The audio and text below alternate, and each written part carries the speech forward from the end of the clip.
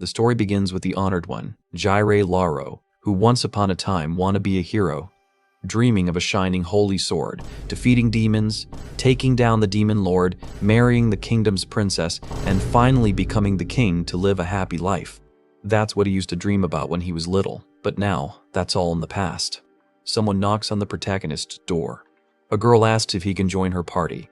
The protagonist is surprised and the girl is smiling happily at him. He stares at her for a moment, then closes the door, saying he does not want to join. The girl is shocked and starts hitting the door. The protagonist gets annoyed by the noise. He opens the door again and asks what she wants, warning her that if she does not quiet down, he will report her to the knights. The girl says she is not trying to sell anything or recruit him into a religious group. The protagonist asks what she wants, then tries to close the door again. But the girl pushes it open and introduces herself. Her name is Retinoa Innocent, and she says her close friends call her Reti. While trying to stop the door from closing, she accidentally breaks it. The protagonist asks if she will pay him back for breaking it. Retinoa says she will pay him back and even has something better to offer. She tells him to join the Attack Heroes party. She promises him a better place to live and says that cute girls will follow if he joins. She says the benefits are amazing. The protagonist finds her suspicious but remembers hearing about the Attack Hero. If someone is chosen by a holy sword, a holy mark appears somewhere on their body and they become a hero. The Attack Hero was chosen by the Holy Sword Grandu, and her name is Retinoa Innocent. This generation has produced a lot of heroes, enough to go into the double digits. The protagonist remembers hearing about a new hero with black hair, which is rare. The misunderstanding about black hair is annoying to him. Retinoa smiles at the protagonist, hoping he will accept, but the protagonist asks her why someone like her would invite someone like him. He wonders if she has the wrong person. He pulls out his adventurer card from his shirt and shows her that he is a D-rank adventurer. But Retinoa says she has the right person. She asks if he really does not remember her. The protagonist is confused. Retinoa moves her hair around, trying to jog his memory. Finally, the protagonist remembers. 5 years ago, when he was overhunting great bears, he saved her from an attack. He pauses, thinking about what he said back then. Retinoa says she looked up to him ever since and wanted to become a hero. She still remembers what he said before he left. Retinoa repeats his words, how he told her not to cry because only weaklings cry. If she cannot hold it in, she should become a hero. If she becomes a hero, she will not be weak anymore and will not need to cry. She should make her dreams come true and to become a hero himself. He would laugh instead of crying. The protagonist yells at her to stop talking about his dark and cringy past. He tells her to forget it all and shakes her by the shoulders. But Retinoa says she thinks what he said was great.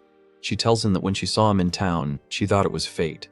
She recognized his face right away. Even back then, he had those cloudy eyes. The protagonist tells her that since she is a hero, she does not need someone like him in her party, and asks why she wants him. Retinoa says that being in a party with him has always been her goal. The protagonist is surprised. She asks for his answer, but he says again that he will not join. Retinoa smiles, and the protagonist thinks it is over, but she says she did not hear him. The protagonist yells that she clearly did. He keeps refusing, but she keeps pretending not to hear.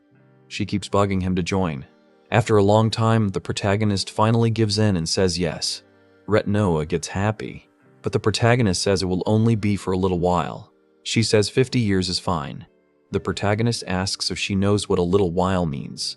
He says he will join until her first achievement, and Retinoa agrees. She says he should stay in the party until the demon lord is defeated and the world is saved. She says she is happy to have him in the party. The protagonist is shocked, but her face is so happy that he cannot say anything. He asks what the party is called. Retinoa says they should name it the Black-Haired Hero because the protagonist has black hair. The protagonist tells her he will leave an application form at the guild and asks if she can come another day. She agrees and leaves, saying she will come back soon. After she leaves, the protagonist says it is time to run away. He thinks she must be joking about defeating the demon lord. He really did want to become a hero once. To do that, he drank a lot of bad-tasting potions to boost his magic power. He kept improving both his magic and sword skills. He went on adventures that nearly got him killed. He spent 10 years eliminating demons. He waited for the holy mark to appear on his body. Once that happened, he would finally become a hero. He kept waiting. He never really admired heroes. He just wanted to become king and live a good life. His plan was simple. Become a hero, beat the demon lord, get crowned king, and live every day doing nothing while everyone else worked for him. But one day, while eating in a tavern, he overheard people talking. They said, heroes have it rough. They fight demons every day without proper rest. Someone else said that it was thanks to the heroes and knights that they enjoy peace. Another person said he once wanted to be a hero but heard that even kings stay just as busy. So nothing really changes. Someone laughed and said there is no way someone who drinks and fools around with women during the day would ever become a hero. After hearing that, the protagonist gave up on the idea. He thought about all the time and effort he spent and how useless it was. Then he decided to just earn enough to live and spend his time however he wanted. The protagonist runs away to the central town in the Universa Kingdom, Heroisville, thinking there are so many people here that Rhett and Anoa will never find him. As he looks around, he notices there are way more people than usual and wonders if some kind of event is going on. Out of nowhere, someone bumps into him hard. The person quickly apologizes and asks if he is okay. The protagonist also apologizes, saying he was careless and probably walked into her by mistake. He notices her hair is white, which is rare. But then again, he has black hair and that's not common either. She apologizes again and runs off. As she leaves, the protagonist spots something on the ground that looks like a necklace with a gem in the center. He picks it up and decides he'll drop it off at the knight's office after he's done shopping. When he walks into a store, he hears people shouting and making a lot of noise. Someone yells that Princess Rafina has been spotted nearby. The protagonist figures out that today must be the one day each month when the fourth princess of the country is allowed to walk around town. She seems really popular. But the protagonist heads back to his room and decides that the princess has nothing to do with him. He lies down in his bed and thinks about how nice it feels. After a month of doing nothing, he checks his money bag and sees that it's empty. All he has left is 500 rin, which is really bad. He won't even have enough to pay for his room tonight. He decides to take on a request and heads to the Adventurer Guild. There, he finds a job escorting a client and protecting them from monsters and bandits. The reward is 250,000 rin, which seems like a great deal. He notices a carriage will be prepared for the trip and figures it'll take 5 days to reach it all. After that, he can relax again. He wonders why the client's name isn't listed, but the quest doesn't have a rank requirement and the reward is solid, so he decides to go for it. He brings the request to the secretary. He then heads to the meeting spot to meet the others who will be helping with the job. When he arrives, he sees Retinue among them. He freezes, but she turns around, notices him, and smiles. She says it's been a while and mentions that he never turned in his application at the guild, so she brought one for him to sign. The protagonist asks why she's in the capital and starts realizing that his plan to relax and take it easy might not be so simple after all. Ratinua says they also have business in Idle, which is why they accepted this request. She insists that it must be fate and hands the protagonist the application form asking him to join her party. The protagonist disagrees and says it is not fate and that he still does not want to join. One of Retinua's friends asks if he is the one she has been talking about.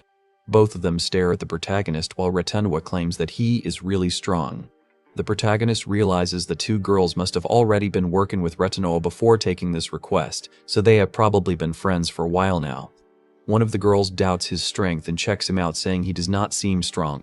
Retinua admits it may look that way, pointing out his dull eyes, lack of aura, and lazy attitude, but still says he is powerful. The protagonist wonders if she is just making fun of him. One of her friends asks for his name. Retinua is shocked because she does not know it either. They ask why she never learned his name. The protagonist introduces himself and says that his hobby and specialty is sleeping. Retinua reintroduces herself as the attack hero and shares that she likes sweet snacks but hates vegetables, which might explain her short height. One of her friends is named Eve Dulcus, who stays quiet, and the other is Lena Antiteman, an A-rank mage who is part of Retinua's party. The protagonist is surprised to hear an A-rank adventurer is in her group and thinks she must be really strong. He considers asking something about Lena's last name but holds back. In the past, he beat up someone with the same name, red hair and elf ears. That person was part of a hot-blooded family of assassins. The protagonist thinks it would be a hassle if Lena turns out to be troublesome too, so he decides to keep his distance. Ratinua then says they should settle things by majority vote to decide if their master, the protagonist, should join the party. The protagonist gets annoyed and asks who she is calling master, telling her to stop. Lena and Eve say they do not mind either way. Ratinua happily declares that with 3 against 1, it is settled. The protagonist points out that Eve said she does not care, which is not the same as wanting him to join. Retinua insists Eve does want him to join and even pulls down Eve's hood, saying she just has an emotionless face. She says they should let Eve decide for real. The protagonist is certain someone like Eve, who sees him as a D-ranks with gloomy eyes, would never want him to join. But Eve just says it is fine either way and walks off clearly annoyed. The protagonist feels bad for upsetting her, but Lena tells him that she is always like that and not to worry. The protagonist looks around and realizes the client has not shown up yet. Then someone suddenly pushes him aside. The person greets Retinua and says it has been a while, introducing himself as Kane Stoltz, a B-rank adventurer. He claims it is fate that they are meeting here, saying that high-status people like him and Retinua are connected by destiny. The protagonist wonders if Kane knows Retinua personally, but her face shows she has no clue who he is. Kane turns to the protagonist and says he has been curious for a while now, asking why a D-rank adventurer like the protagonist is here with them. The protagonist replies that he accepted the request, but Kane says that is not what he meant. Kane, who is the third son of the Stoltz family, says he will explain in simple terms so someone lower than him can understand. He questions why the protagonist is on a quest meant for C and B ranks. The protagonist admits the escort mission may be hard for someone of his rank, but points out that the quest paper clearly said rank is not important. Kane accuses the protagonist of being the kind of low-rank adventurer who leeches off others and tries to earn easy money while the rest do the real work. He says he hates people like that. Kane pulls out his coin pouch, throws it on the ground, and tells the protagonist to take it. Other adventurers nearby start to watch the scene. Retinua looks like she wants to step in, but the protagonist stops her. Kane tells the protagonist that after picking up the money, he should leave the quest since he is useless. He claims low-rank adventurers are just trash. The protagonist says he might be someone who wants money and maybe even acts like trash. But there are D-rank adventurers who are smarter about medicinal herbs or monster dissection than anyone else. Some donate all their money to orphanages. The protagonist says none of those people are trash. Kane looks stunned. Kane says it does not matter what trash says. They are still trash and tells the protagonist to pick up the money and go. The protagonist feels angry but crouches down and starts picking it up anyway, saying that his wallet is empty. As he picks up the coins, he says he does not need the money, but someone like Kane definitely does. Kane laughs and says that as the third son of the Schultz family, the money he threw is nothing to him. The protagonist responds that Kane must need the money since he is not even eligible to become head of his own family. The protagonist tosses the money back at Kane, suggesting he use it to buy some tea cakes and suck up to the client. He mocks Kane for getting to B rank thanks to his family, sarcastically calling him a great adventurer. Kane gets furious, draws his sword and tries to strike Jiraiya. Right before Kane's sword can hit him, a mysterious person suddenly speaks, telling them to calm down. The blade stops. The person tells them both to stay quiet and instructs Kane to lower his weapon. The mysterious woman tells them not to say a word and to put down the sword. Kane's body moves on its own and his sword drops to the ground. The protagonist realizes that she's using word magic, which is extremely powerful and can't be learned without talent. The woman has black hair like Jair, but is using a ring of transformation to hide her true appearance. And Jair wonders who she really is. She says she'll give them a chance to explain themselves and uses her word magic so Kane can speak. Kane yells at her to lift the magic and demands if she knows who he is, claiming to be the third son of the Schultz family. Before he can finish, she says that she's the one who put in the escort request to Etal and that her name is Fina. Fina says she was told the Stoltz family would send someone useful, but she must have misheard because Kane doesn't seem useful at all. Kane is shocked. Fina says she won't cancel the contract this time because of the family's reputation, but warns him that if it happens again, she'll report him. Kane looks scared. Then Fina turns to the protagonist and says it's his turn to explain. The protagonist asks why he should, but Fina says that even though Kane drew his sword, the protagonist made things worse by provoking him. She says she has more to talk about with him and tells him to ride in the same carriage as her. The protagonist is surprised and Rei gets excited, saying that her master is getting close to the client. The protagonist says it's not exciting and just means more lectures. The group gets ready to head to it, and the protagonist joins Fina in the carriage. He introduces himself and speaks formally, but Fina tells him to drop the honorifics and just call her Fina. She says she doesn't want to lecture him, just asks him questions. She asks if he knows anyone from his hometown or friend group who has black hair and wears a mask. The protagonist says no, and that he was the only one with black hair in his hometown. Fina looks disappointed, and the protagonist thinks she's interested in him because of his hair. He mentions hearing about the black-haired hero chosen in Italy, and Fina suddenly stands. She says he's right and that she's sure it's him this time. She looks excited and says she's finally going to meet her fated person. Then she notices the protagonist staring at her, gets embarrassed and sits down again. The protagonist figures out that she used the escort request to go meet the black-haired hero. Fina admits it, but says she's not sure if it's really the same person. When he asks why the quest paper didn't have the client's name, Fina says she couldn't reveal her social standing and that the name she gave them isn't her real name. She apologizes. The protagonist says it's fine and looks through the curtain at the carriage driver. He tells her that as long as the driver is there, they'll be safe. Fina is surprised he noticed her. The protagonist says she's very skilled, and if she alone was enough for protection, then hiring adventurers means Fina didn't want the driver to fight because doing so would reveal her identity. Fina says he's right, but insists it's not that she doesn't trust him. She says she heard the protagonist is a D-rank adventurer, but he doesn't act like one. The protagonist says he's just good at observing people and asks about the kind of person Fina is looking for. Fina becomes excited and talks about the person she's searching for. She says it's a precious memory and normally wouldn't talk about it. But since the protagonist has black hair, she'll make an exception. The protagonist says she's too close, but she keeps talking. She says that when she was 6 years old, she met a black-haired person who saved her like a prince from a fantasy story. She even received her ring of transformation from him, and he promised to marry her.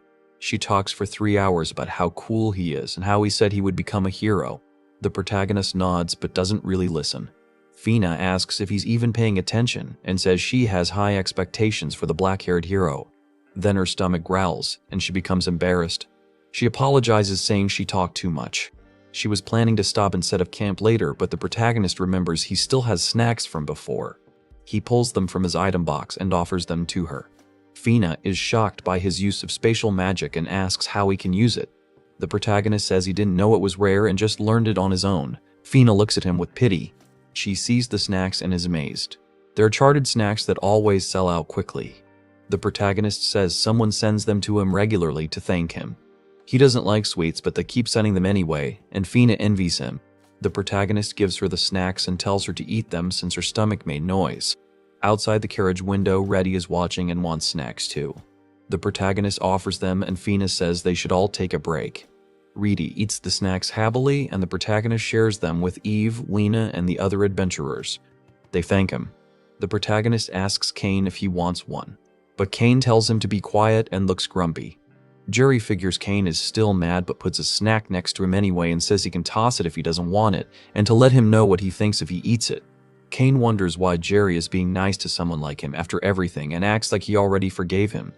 At night, while the party camps out, an adventurer named Wed wakes up the protagonist and tells him it is time to switch shifts and keep watch.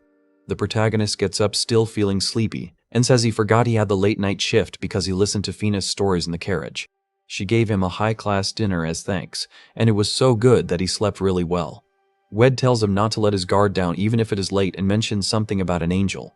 The protagonist asks what he means, and Wed says he only managed to control himself because he has a wife, then tells the protagonist to be careful and walks off. The protagonist wonders what that was about and sees Fina keeping watch near the camp. Fina greets him and the protagonist asks what she is doing there. She pouts and asks why she cannot be there, which makes the protagonist panic and try to explain. Fina laughs and says she wanted to try standing guard since she does not get to go outside much, and this is a good experience for her. She asks if it is okay. The protagonist figures out Wednesday was talking about Fina and tells her that if monsters appear, things will get dangerous.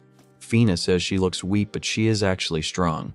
The protagonist says she can stay and thinks that going along with the client's idea is also part of being an adventurer, and he cannot say much because of his rank. He asks if her guard knows she is there. Fina freezes and says her guard is understanding, so she would not mind, but the protagonist knows she snuck out without permission. Fina says he can leave the watch to her since he must be tired and adds that there are no C-rank or higher monsters out, so it should be fine. The protagonist says he will still stay because he would worry otherwise. He uses his detection magic to check the area and starts to wonder how Fina knows the monster situation. He figures out she must be using detection magic too. His magic picks up something moving in the bushes. He throws a stone and a rabbit jumps out. Clearly frightened, the protagonist picks it up and sees that it is a drooping rabbit, a D-rank monster. He says they are rare to see because they usually hide so fast. Fina calls it cute. The protagonist asks if this is her first time seeing one, and she says it is. He explains that its meat and parts are valuable, takes out a knife and tells her to look away. Fina looks horrified and the protagonist says he's not going to hurt it. He raises his arm and asks if she wants to pet it. Fina smiles and asks if that is okay. She pets the rabbit, puts it in her lap and says it is very fluffy. The protagonist notices she is wearing a necklace and asks about it. Fina says it is her treasure. She dropped it earlier, but someone kind returned it. The protagonist realizes that the necklace he picked up must have been hers. He thought it was someone else's because the person had white hair.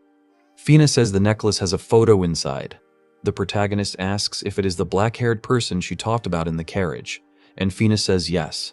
She says every time she sees it, she thinks of that person. The protagonist figures she is about to go on again about her precious person. Fina says she sometimes gets scared wondering if the person is still alive. She has been waiting for 9 years. The protagonist tells her that he believes the black-haired hero is alive, even though he has no way to prove it. Fina thanks him and says he is kind. The protagonist gets flustered and says he is a kind and handsome guy who just prefers sleeping and doing nothing. If he could, he would stay at home forever. Fina says that is not a good idea. But the protagonist says doing just enough to live is good enough, and he lives without stress. Fina says she wants to be free too, without thinking about her status. The protagonist says that since she chose that path, it is fine to follow her heart and marry the black-haired hero. Fina is happy and says maybe she will meet him again and it will work out. She says she is reckless enough to try. The protagonist tells her not to worry about it so much. She waited 9 years already, so it is okay to be a little selfish. Fina says she is surprised she opened up this much to someone like the protagonist. He tells her she can keep talking to him if she wants, and if she has any worries, he will listen. Fina jumps up happily and says she wants to talk more about the black-haired hero. The protagonist says only for a little while, little. Several days pass after taking the request and not much has happened. The other adventurers dealt with all the monsters, so the protagonist has just been relaxing. After leaving the forest, they spot a village nearby and decide to rest there for the night. When they reach the village entrance, there are no guards. Fina thinks that is strange and says they should check inside. As they walk around, they do not see any villagers. Then an old man comes out of a building and asks if they are adventurers. Fina asks what happened and where everyone is. The old man says all the villagers were kidnapped. The old man explains what happened to the villagers. He says he was only staying in the village for a short while and everything happened a few days ago. A group of monsters arrived alongside men wearing black masks. They took all the food, supplies, and valuable metals from the village, and then they kidnapped the villagers. The attackers got past the gate guards by threatening a merchant and hiding inside one of the merchant's cargo carts. The villagers could not call for help because their communication tool did not reach far enough, so contacting the neighboring country was impossible until the party arrived. No one was able to help. Wed guesses that the attackers might be bandit beast tamers. Eve gets upset hearing the story. Fina says that slavery was officially abolished in the Hurt continent a few years ago and wonders if something else is going on. The protagonist confirms that slavery still exists on other continents. He says that especially in the Bestia continent, where beast folk still live, hatred toward humans is still strong because humans once invaded and took their land during a past war. Because of that, human slaves could be sold there for high prices. The reason the old man was not taken is because his legs no longer work, so the kidnappers probably thought he had no value. The protagonist then asks Fina what she wants to do next.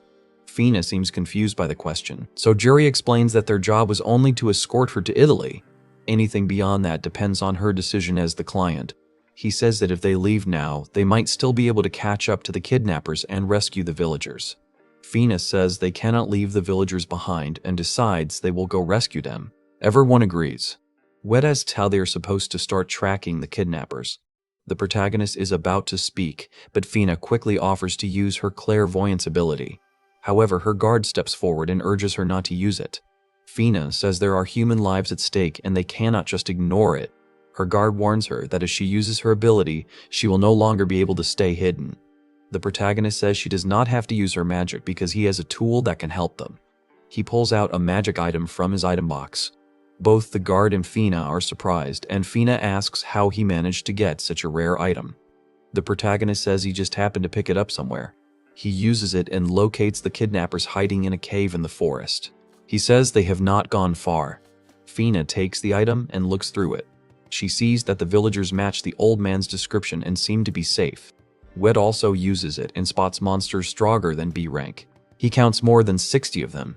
He says a direct assault will be tough and dangerous. Fina points out that the kidnappers might use the villagers as hostages, so a stealth rescue might be safer. Wed suggests creating a distraction to rescue the villagers.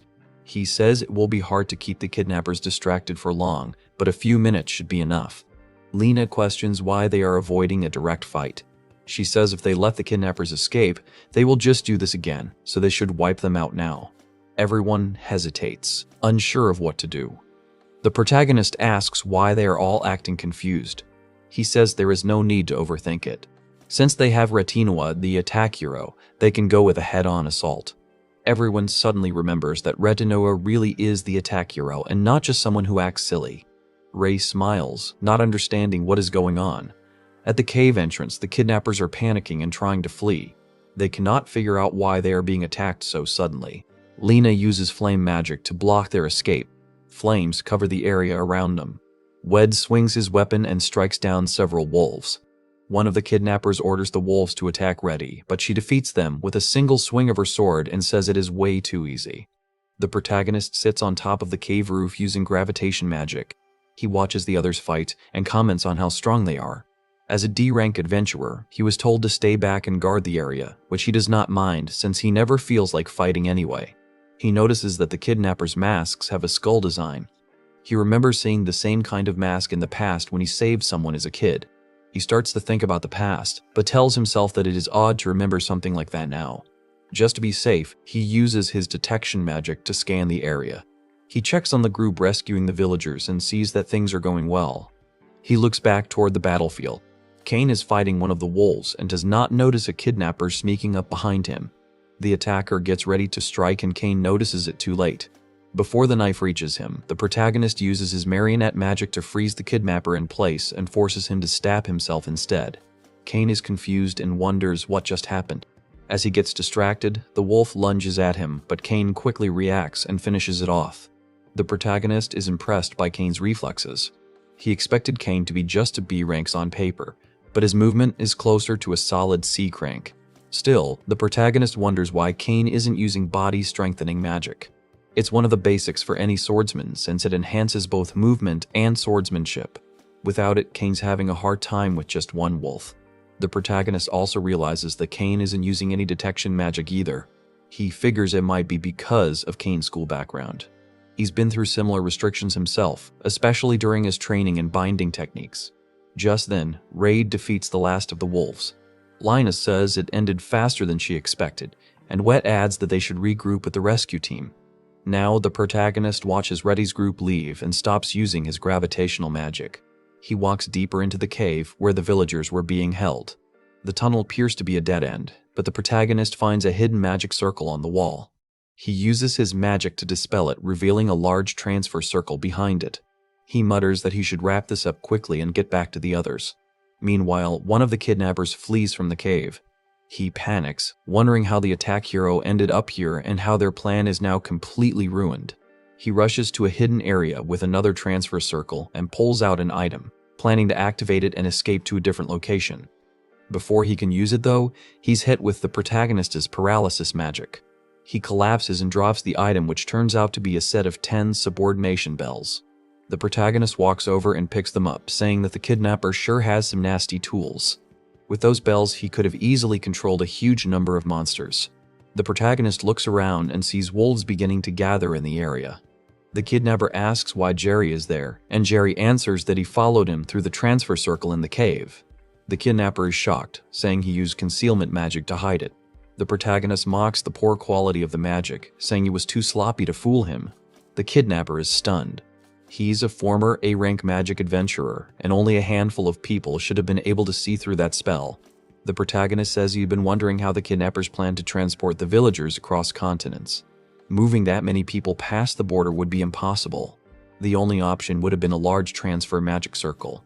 He confirms that this one leads to the Bestia continent and immediately destroys it. The kidnapper is horrified. The protagonist not only discovered the circle, but analyzed, interfered, and dismantled it like it was nothing. The protagonist pulls out the skull-marked mask he stored earlier and asks if the man is a survivor of the Skull Brigade. The kidnapper is shocked that he knows the name. Jerry realizes he guessed right. He thought he had wiped them all out years ago, but was clearly careless. As he prepares to leave, the kidnapper feels the paralysis magic wearing off and tries to escape. The protagonist casually warns him not to move, but it's too late. The kidnapper screams in pain. The protagonist explains that the paralysis he used carries poison, and if he moves, it spreads through his body, causing agony. He adds that the poison will finish him off in a few minutes, so trying to run is pointless. The kidnapper panics and begs the protagonist to save him. The protagonist asks if he swears to turn himself into the knights and change his ways. The man desperately swears he will. The protagonist places his hand on him and the kidnapper smiles, thinking he's been forgiven, but the protagonist grabs his hair roughly and glares at him. He tells him he decided long ago never to believe people like him again. The protagonist asks if the kidnapper knows what happens to human slaves in the Bestia continent. They are tortured so badly that they wish they were never born. No one comes to help. No one cares. The protagonist throws him to the ground and says he doesn't deserve any mercy. As the protagonist walks away, the kidnapper throws one of the subordination bells at him in desperation. The surrounding monsters start rushing toward the protagonist to attack. The kidnapper laughs and says he'll take the protagonist down with him, but the protagonist calmly uses word magic and commands the monsters to stop and move aside. The monsters immediately freeze and make a path for him. The kidnapper watches in disbelief as the protagonist walks through them, smiling coldly, and mutters that he must be the demon lord. The protagonist uses word magic to make the monster move out of his way, then pulls a coat from his item box and puts it on. He says some cringy lines like, "Tonight, the darkness is deep," and acts like a demon lord, but when he gets back to the base where the party is, he feels embarrassed about what he did. Wit asks him if something's wrong and if he's feeling sick, but the protagonist just says he's fine.